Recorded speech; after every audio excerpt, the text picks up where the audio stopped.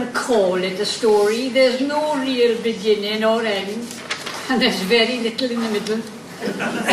It's all about a day's outing to Porthcawl by Charavan, which of course the Charavan never reached. And it happened when I was so high and much nicer. I was staying at the time with my uncle and his wife.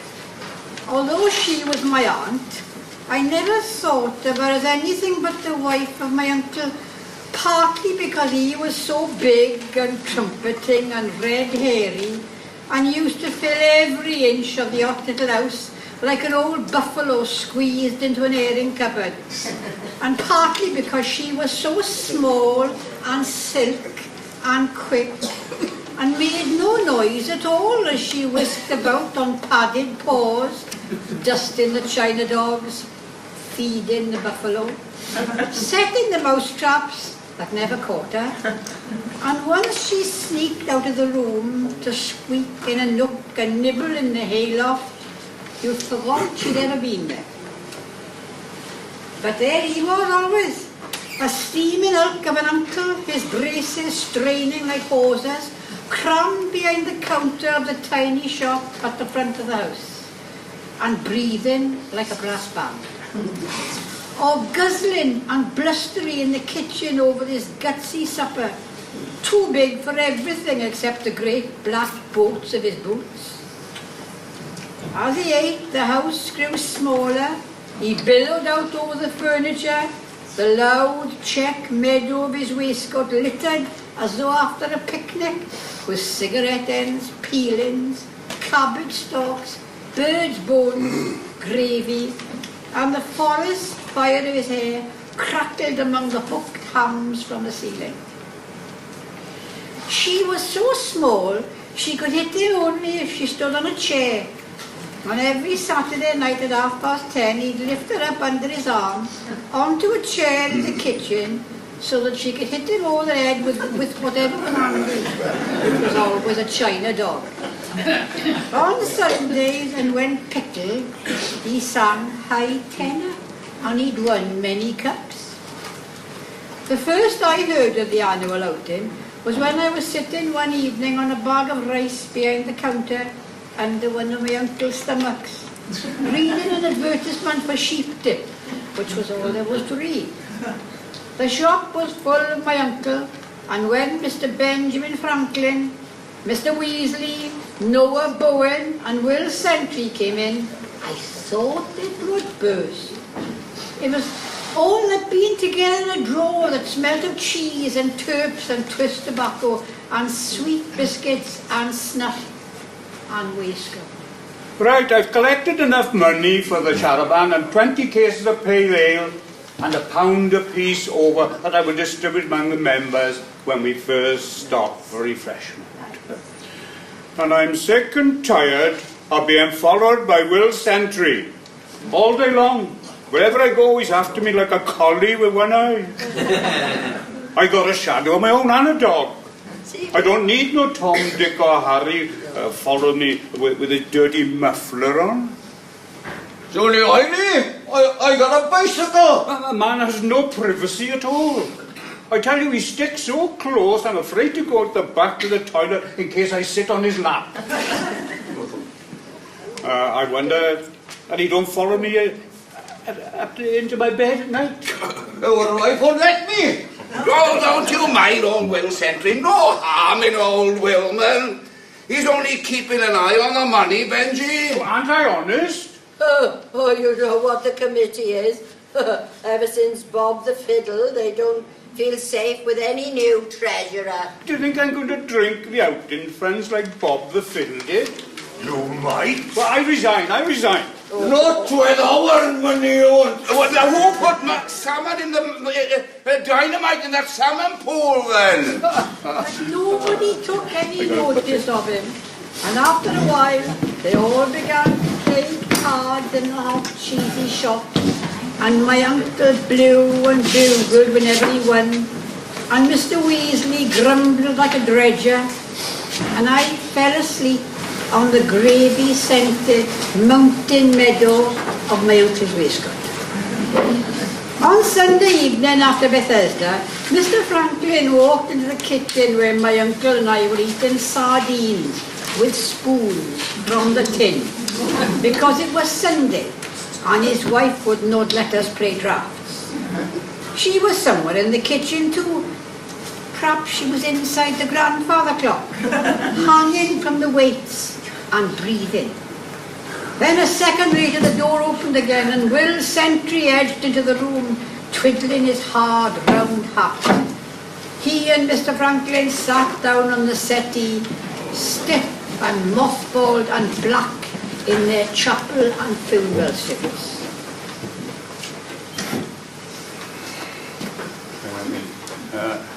Right,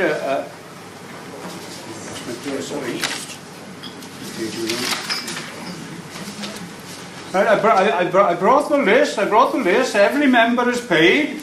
And you asked Will Sentry. Yeah. My uncle put on his spectacles, wiped his whiskery mouth with a handkerchief as big as a Union Jack, laid down his bowl of sardines, took Mr. Franklin's list of names, removed the spectacles so that he could read, and then ticked the names off one by one. Oh, Enoch Davis. Aye, he's good with his fists. Oh, you never know. Little Gerwine, oh, a very melodious bass. Oh, Mr. Cadwallader, that's right. He can tell opening time better than my watch. Mr. Weasley, of course. He's been to Paris. Pity he suffers so much in the charabanc. Stopped us 9 times last year between the Beehive and the Red Dragon. No Bowen. Very peaceable. He's got a tongue like a turtle dove. Never an argument with Noah Bowen. Jenkins Locker. Oh, keep him off the economics. It cost us a plate glass window and 10 pints for the sergeant last time. Mr. Jervis, very tight. You tried to take a pig on a trotter?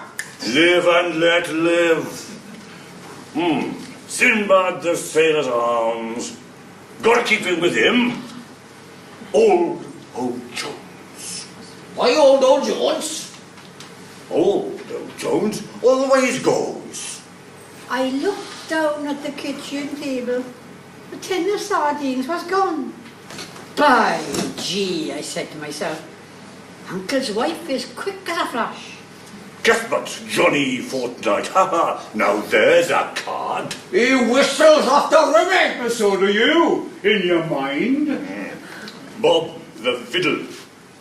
If we weren't a Christian community, we'd chuck him in the sea. We can do that in Porthcawl.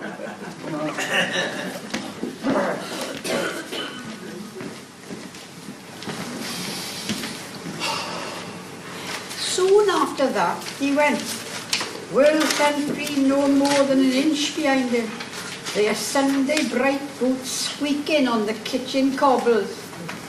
And then, suddenly, there was my uncle's wife standing in front of the dresser with a china dog in one hand. By gee, I said to myself, did you ever see such a woman, if that's what she is? The lamps were not yet lit in the kitchen and she stood in a wood of shadows with the plates on the dresser behind her shining like pink and white eyes. If you go on that outing on Saturday, Mr. Thomas, I'm going home to my mother. Holy mo, I thought, she's got a mother. Now that's one old bald mouse of 105 I won't want to meet in a dark lane. It's me or the outing, Mr. Thomas? I would have made my choice at once, but it was almost half a minute before my uncle said, Well then, Sarah, it's the outing, my love. Oh, lifted her up under his arm onto a chair in the kitchen and she hit him on the head and tried it out. Then he lifted her down again. And then I said good night. For the rest of the week, my uncle's wife was quiet and quick around the house with her darting duster. My uncle blew and bugled and swore, and I kept myself busy all the time, being up to no good. And then at breakfast time on Sunday morning, the morning of the outing, I found a note on the kitchen table. I read, "There's some eggs in the pantry. Take your boots off before you go to bed." My uncle's wife had gone as quick as a flash. When my uncle saw the note, he tugged out the flag of his handkerchief and blew such a hubbub of trumpet.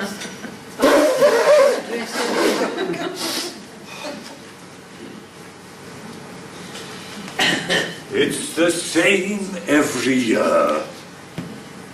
But this year, it's different. You'll have to come on the outing too, boy. And what the members will say about that, I dare not.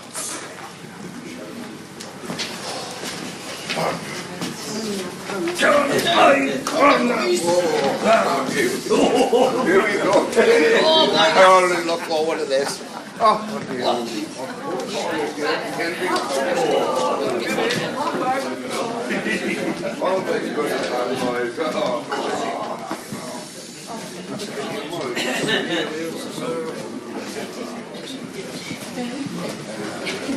The charabanc drew up outside, and when the members of the outing saw my uncle and me squeeze out of the shop together, both of us half-licked and dressed in our Sunday best, they snarled like a zoo. Are you bringing a boy? But the boys is nasty. Young Peter's contribution. No room for boys.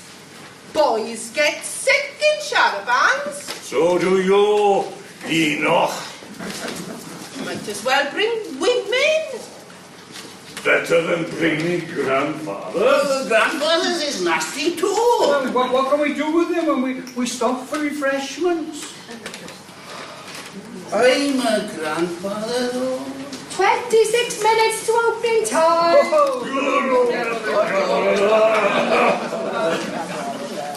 The charabanc started off down the village street. A few cold women stood in their doorways, grimly watching us go. A very small boy waved us goodbye, and his mother boxed his ears. It was a beautiful August morning. We were out of the village and over the bridge and up the hill towards Steeple Wood when suddenly... Where's old O'Jones? Where's old? We've left it behind. Can't go without no road. We turned and went back to the village where outside the Prince of Wales, old O'Jones was waiting patiently and alone with a canvas bag. I didn't want to come at all, but I always go.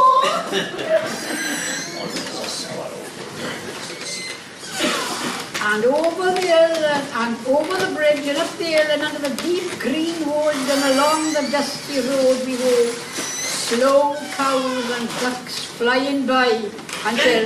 Stop the bus! Stop it! I've left my teeth on the mantelpiece! Just never you mind. You're not going to bite no. I might want to smile! Not you.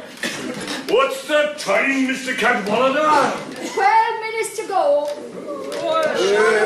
Pulled up outside the mountain sheep, a small unhappy pub with a thatched roof like a red wig with a ring bow. From a flagpole by the gents fluttered the flag of Siam. I knew it was the flag of Siam because of cigarette card.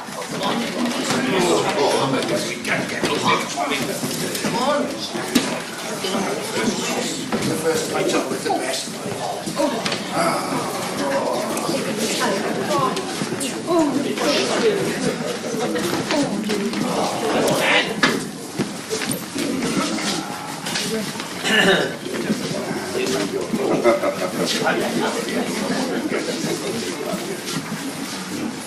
The landlord stood at the door to welcome us, simpering like a wolf.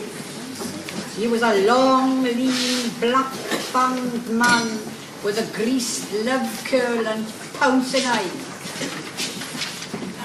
What a beautiful August day, he said. He touched the love curl as he said it. That was the way he must have welcomed the mountain sheep before he ate it, I said. The members rushed out bleating into the bar. You keep an eye on the Shara. See nobody steals it. There's nobody to steal it, he said, except some cows. But my uncle was gustily blowing his bugle in the bar. I looked at the cows opposite. They looked at me. There was nothing else for us to do. 45 minutes passed like a very slow cloud.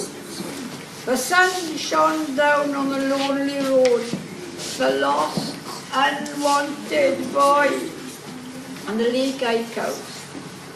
In the dark bar, they were so happy they were breaking glasses. A shony onion brittle man with a beret and a necklace of onions bicycled down the road and stopped at the door.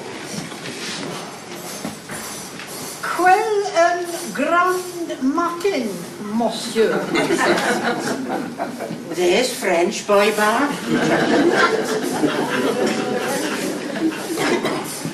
I followed him down the passage and peered into the bar.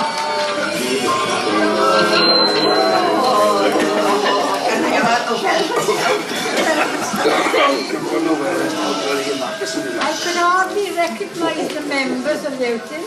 They had all changed colour. Beetroot, rhubarb and puss. They hollered and rolled in that dark, damp hole like enormous, ancient bad boys. And my uncle served in the middle, all red whiskers and bellies. On the floor with broken glass and Mr. Weasley. Drinks all round. Who's been rubbing the orphans in? Who sold his little babby to the gypsy? You can always trust old Bob to let you down. You will have your own But I forgive you, boys. Come out and fight! Ah, come on. Not now. Later. Oh, now, while I'm in it. Look at Will Sentry. He's proper snobbled. Look at Mr. Weary on the floor. And is that why you pushed me there? Out and over there.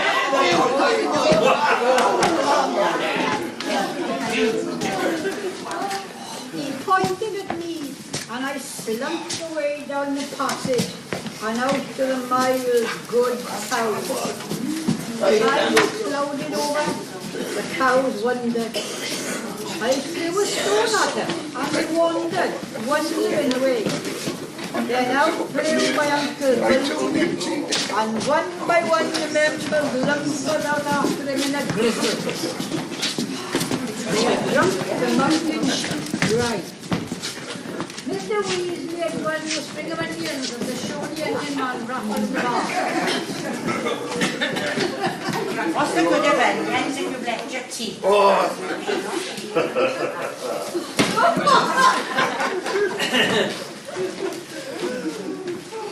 And when I looked at the back window of the thundering charabanc, I saw the pub grow smaller in the distance, and the flag of Siam from the flagpole of the gents fluttered now at half-mast. The blue bull, the dragon, the star of Wales, the sour grapes, the shepherd ram, and the bells of Aberdyfi. I had nothing to do in the whole wild August world but remember the names where the outings stop and keep an eye on the charabanc. And whenever I passed the public house, Mr. Weasley would cough like a billy goat and cry, Stop the press! He's dying of breath! Come on, boys.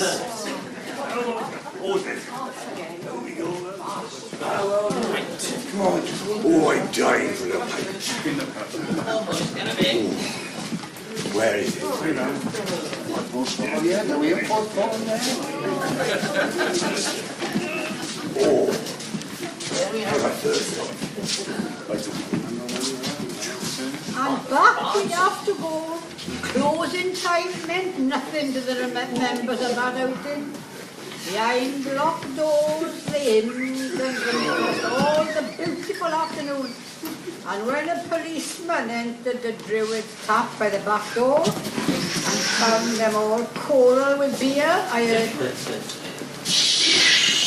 Bessie's closed. Bar's closed, sorry.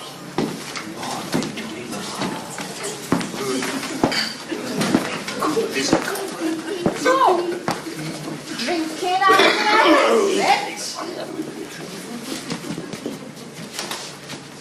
And where are you lot from? Aberdeen.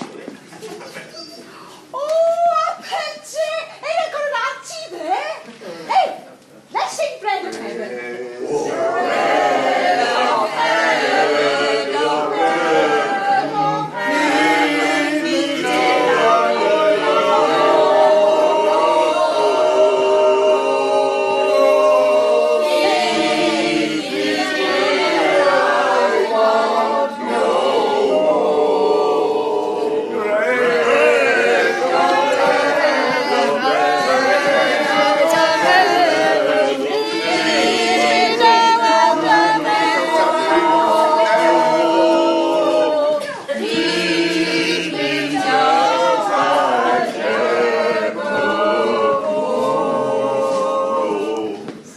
and they all sang it. Off we drove again at last, the charabanc bouncing with tenors and flagons, and came to a river that rushed along among the willows. Water! Porthcawl! Where's the donkeys?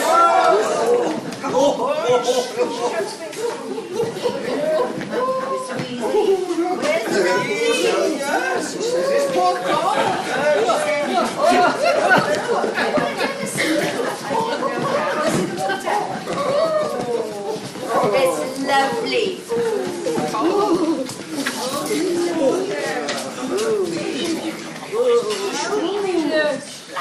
Paddle and whoop in the cool, white, winding water. Mr. Franklin trying to polka on slippery shores. Nothing simple. It's cold. It's lovely. It's as smooth as a mouse's nose. It's better than Porthcawl. And dusk came down warm and gentle on 30 wild, wet, pickled, splashing men without a care in the world at the end of the world in South Wales. Who goes there? It's the Dutchman! They stopped at the earl's nest for a run to keep out the cold. The stranger said, Lately, for Aberavon in 1898. Liar! I got photos to prove it. Forged. I got a caproom. Stolen. I got friends to prove it. Bribed.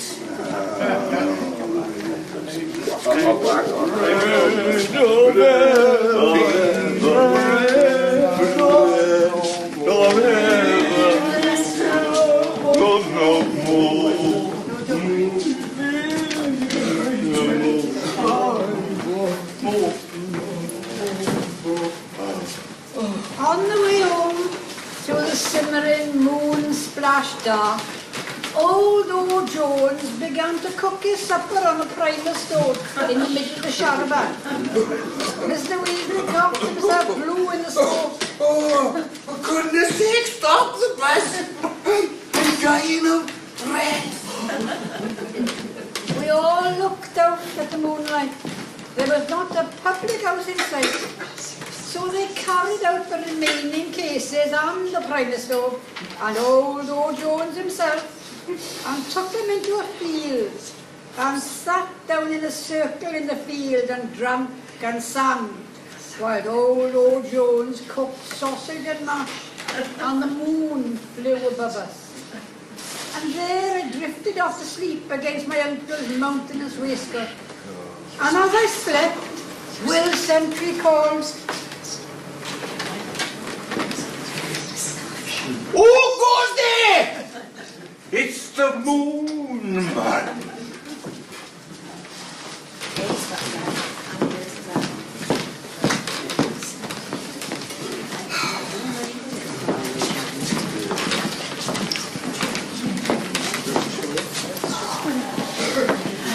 Black as a chimney. Breaking windows, ringing doorbells. Stealing currants. Oh, chalking words. Sow him in the bushes. Playing muffins. Send him to bed without any supper. Give him cenopods and lock him in the dark. Off to the reformatory. Off to the reformatory. Learning with a slipper on his BTM. Mrs. Richard. La-di-da. Got a man in Bilthwells. And he got a little telescope to look at birds. Willy-nilly said. Remember our first husband? He didn't need a telescope. Oh, he used to watch them undressing through the keyhole. And he used to shout, But Mr. Ogmore was a proper gentleman. Even though he hung his collie. Seen Mrs. Butcher Bynum? She said Butcher Bynum put dogs in the mincer. Go on, he's pulling your leg. Now don't you dare tell her that. There's a deer. He'll think that she's pulling it off to eat it.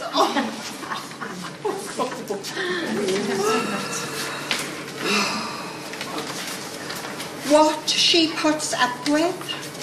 I know.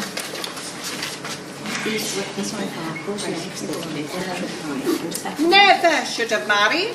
If she did not to, Same as her mother. there's an husband for you. Bad as his father. And you know where he ended up? Up in the asylum. Crying for his mom. Every Saturday.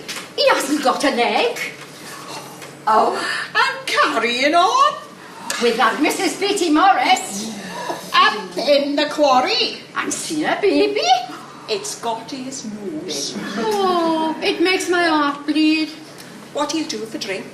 He sold a pianola. Oh, And a sewing machine. Falling in the gutter. Talking to the lamppost. Using language. Singing in the W. Poor Mrs. Waldo.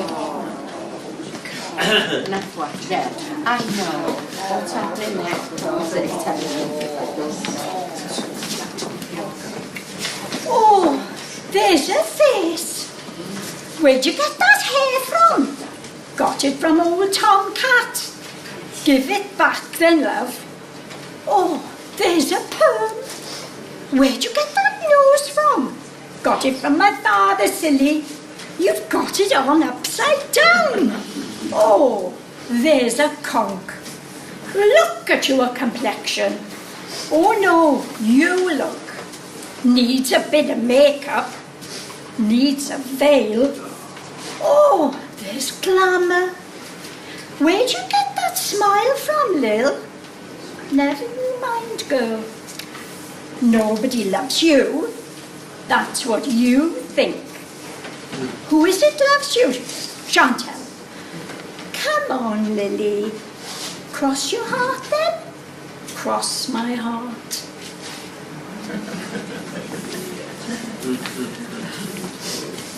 I loved a man whose name was Tom. He was strong as a bear and 3 feet long. I loved a man whose name was Dick. He was big as a bear and 3 feet thick. I loved a man whose name was Harry, 6 feet tall, but sweet as a cherry. But the one I loved best, awake or asleep, was little Willie Wee, and his 6 feet deep. Oh, Tom, Dick and Harry were 3 fine men. I'll never see such loving again. But little Willie Wee, who took me on his knee, little Willie Wee was the man for me. Now men from every parish around run after me and roll me on the ground. But whenever I think, whenever I love another man back, Johnny from the hill or Sailing Jack, I always think of Tom, Dick and Harry, tall as trees. But most of all, when I'm by their side, I think of little Willie Wee, who drowned and died. Oh, Tom, Dick and Harry were 3 fine men. I'll never see such loving again.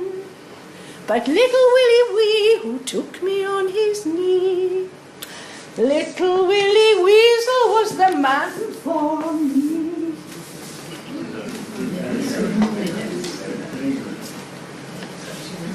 What seas did you see, Tomcat, Tomcat, in your sailoring days long, long ago? What sea beasts were in the wavery green when you were my master? What seas did you sail, O whaler, when on the blubbery waves you were my boatswain? What seas were rocking my little deckhand, my favourite husband, in your sea boots and hunger, my duck, my whaler, my honey, my daddy, my pretty sugar sailor, with my name on your belly when you were a boy, long, long ago? Knock twice, Jack, at the door of my grave, and ask for Rosie. Remember her. She is forgetting. The earth which filled her mouth is vanishing from her. Remember me. I have forgotten you. I am going into the darkness forever. I have forgotten that I was ever born.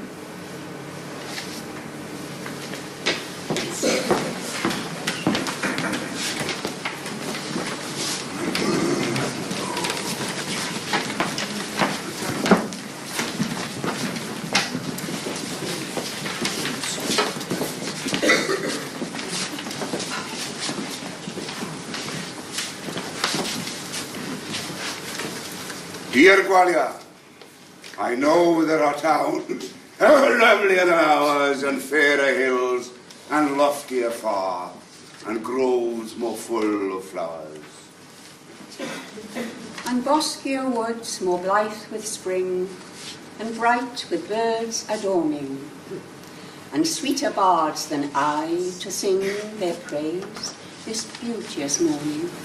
By Cadair Idris tempest torn, or Moir the Urva's glory, Carneth Llywelyn beauty born, Plinlimmon old in story.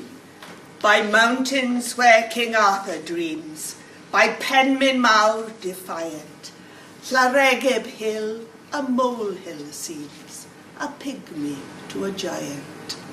by Souther, Senny, Dyfi, Dee, Edu, Eden, Aled, all, Taff and Towie, broad and free, Llifnant with its waterfall. Clairwen, Cleddau, Dylais Dow, Ely, Gwili, Ogwr, Nedd. Small is our river Dewi, Lord, a baby on a rushy bed.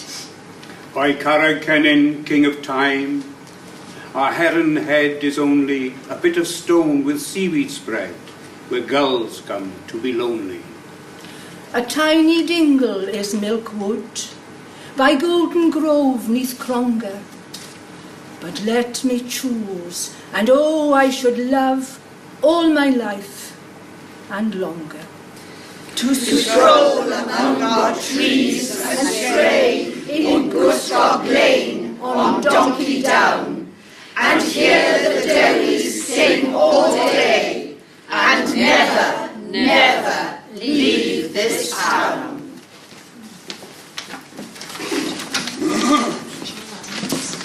Yes.